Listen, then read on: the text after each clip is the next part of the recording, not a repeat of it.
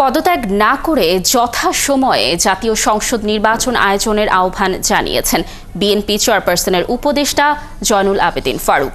তিনি আরও বলেন, যথাসময়ে জাতীয় নির্বাচন অনুষ্ঠিত না হলে অস্থিরতার দায় অন্তর্বর্তীকালীন সরকারের।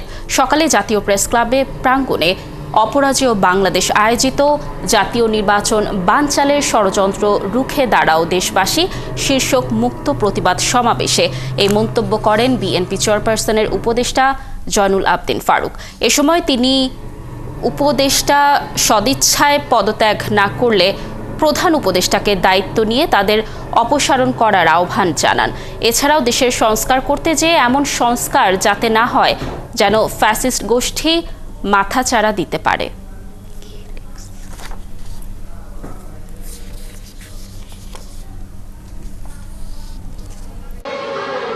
নন্দিত লোকটি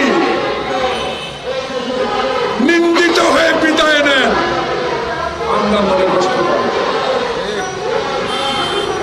ইতিহাসে আপনার নামটি স্বর্ণাক্ষরে করে লেখা থাকুক।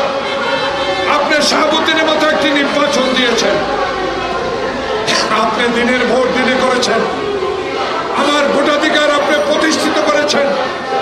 ইতিহাস লেখা থাকবে, সেই ইতিহাসে আপনি আমাদের গ্রহণযোগ্য ব্যক্তি হিসাবে আমাদের ভবিষ্যৎ প্রজন্ম আজকে আপনাকে নিয়ে অহংকার করতে পারবে।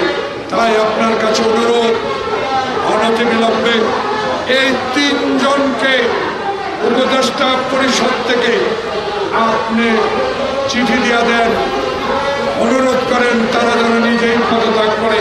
তাহলে তিনজনকে এই উপদেষ্টা পরিষদ থেকে আপনাকে বিদায় করতে হবে।